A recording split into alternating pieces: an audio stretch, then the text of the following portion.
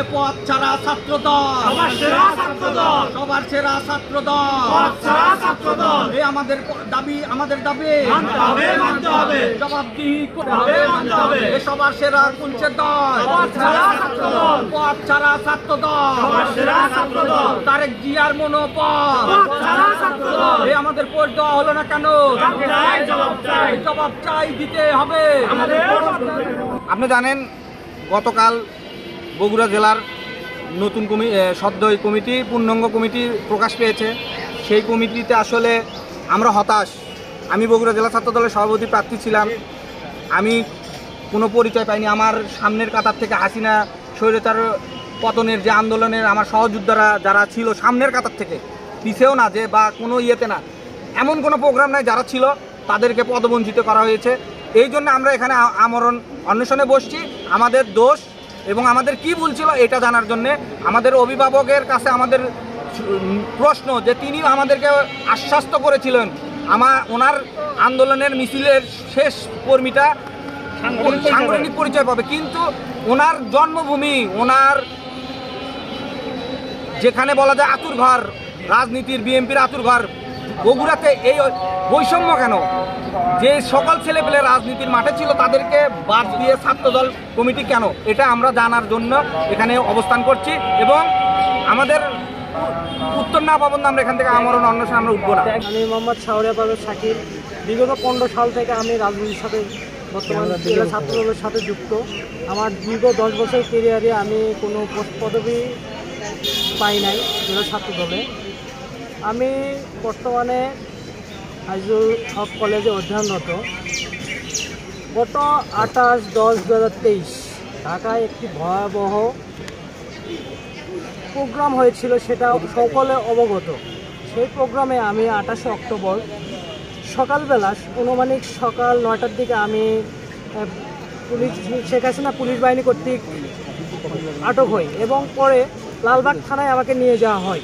নিয়ে যাওয়ার পরে আমি 28 অক্টোবর সেই রাতে একদিনের রিমান্ড মঞ্জুর করা হয় আমার বগুড়ার কারণে। কারণ আমি বগুড়াতে কেন গিয়েছি, কিসের জন্য বগুড়া থেকে ঢাকায় গিয়েছি, কি উদ্দেশ্য ছিল আমার, সেগুলোকে আমাকে অমানসিক নির্যাতন করা হয় পুরো রাত ধরে। সেই রাতের পরে আমার অমানসিক নির্যাতনের কারণে আমার একটি দাঁত ভেঙে যায় এবং সেখানে আমি সুস্থ মতো কোনো চিকিৎসা পাই না। জেল হাজতে প্রেরণ করে এবং জেল হাজতে প্রেরণের পরে আমাকে আমার পরিবার অনেকে রিমান্ড করার জন্য টাকার বিনিময়ে আমাকে সেখান থেকে ছাড়িয়ে নিয়ে আসে এবং 28 অক্টোবর সেই সময় ছিল সরকারি আজিজুল হক কলেজের মাস্টার্স ফর্ম ফিল আপ। সেখানে ফর্ম ফিল আপ আমাকে করতে দেওয়া হয় নাই। আমি ছাত্রলীগের বৈষম্যের শিকার, আমাকে ফর্ম ফিল আপ করতে দেওয়া হয় নাই। সেই সময় আমি মাস্টার্সের ফর্ম ফিল আপ করতে পারি নাই। এত ত্যাগ স্বীকার করার পরেও আমি কেন জেলা ছাত্র দলের মতো একটা কলঙ্কিত একটা কমিটিতে কেন আমি পোস্ট পেলাম না, এটা জোর দাবি জানাচ্ছি এবং আমি উত্তর চাচ্ছি দেশনায়ক তারেক রহমান, তরুণের অহংকার, আমাদের আগামী রাষ্ট্রনায়ক দেশনায়ক তারেক রহমানের কাছে। কেন এত ত্যাগ তিতিকার পরে 10 বছর আন্দোলন সংগ্রামের পরে রাজপথে বন্দুকের নলের উপরে থেকেও কেন আমরা এই পোস্ট পদবি পেলাম না, তার একটি যোগ্য জবাব আমরা চাচ্ছি। এই যে দেখেন ডকুমেন্ট সহ আমার মামলার নথি। আমি বগুড়াতে শেষের দিকে আমি আসামি হই এবং পরে নাম শাহরিয়ার পারভেজ শাকিল, সেখানে 5 নম্বর আসামি করে আমাকে প্রথম সারির দিকে আসামি করে আমাকে মামলার লিস্ট চার্জশিট করে আমাকে জেল হাজতে প্রেরণ করা হয়। আমার রিমান্ড মঞ্জুর করা হয় আমি শুধুমাত্র বগুড়া হওয়ার কারণে। এত ত্যাগ তিতিকার পরেও কেন আমি বগুড়া জেলা ছাত্র দলে পোস্ট পেলাম না, আমার জোর দাবি জানাচ্ছি। আমি মোহাম্মদ আলমগীর হোসেন। আমি দীর্ঘ 12 বছর হলে ছাত্র রাজনীতি করি। আমি 2018 সালে হাসান ভাই কেন্দ্রীয় কমিটিতে বৃত্তীয় ছাত্র কল্যাণ বিষয়ক সম্পাদক ছিলাম। বগুড়া এমন কোনো আন্দোলন সংগ্রাম হরতাল অবরোধ নাই যে আমি আলমগীর সামনের লাইন থেকে সে আন্দোলন সংগ্রাম করিনি। আমি আন্দোলন করতে যে আমার মাথায় রাবার বুলেট খেয়েছি, আমার মাথার ভিতরে এখনও 2টা রাবার বুলেট আছে। আর আপনি যেটা বললেন ছাত্রলীগের কারা, আসলে আমরা এত ত্যাগ তিতিক্ষা করেও আর ছাত্রদলে পোস্ট পেলাম না, অথচ বগুড়ার মতো জায়গায় আজ ছাত্রলীগের কুলঙ্গাররা যারা ছাত্রলীগ করছে, যারা আজ বাংলাদেশের মানুষ যাদেরকে নিষিদ্ধ করছে, তারা বগুড়ার মতো জায়গায় আজকে পোস্ট পাইছে।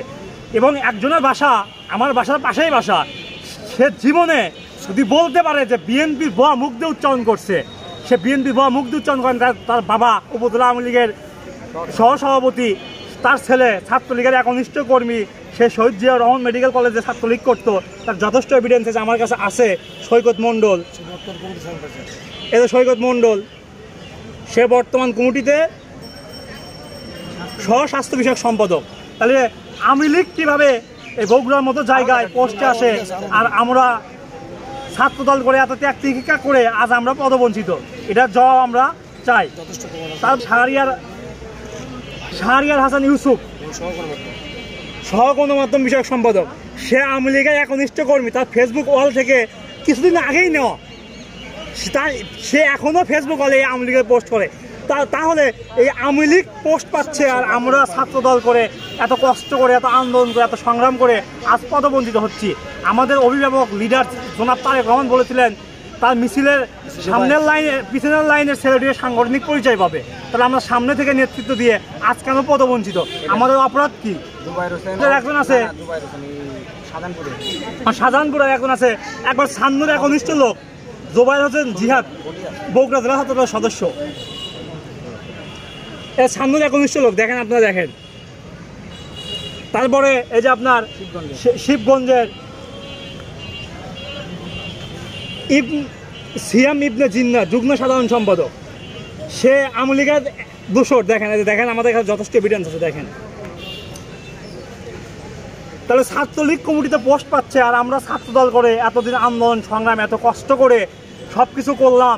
হাসিনার সময় একবার সামনে থেকে বন্দুকের নলার সামনে থেকে গুলি খাইলাম, গুলি খায় মেডিকেলের 5 দিন ভর্তি থাকলাম আজ আবার, এবং বিগত দুঃসময়ের কমিটিতে আমি ছিলাম। তাহলে সেই সময় এসে আমার কি অপরাধ হলো, আমি কি করলাম যার জন্য আজ আমি পদবঞ্চিত হলাম?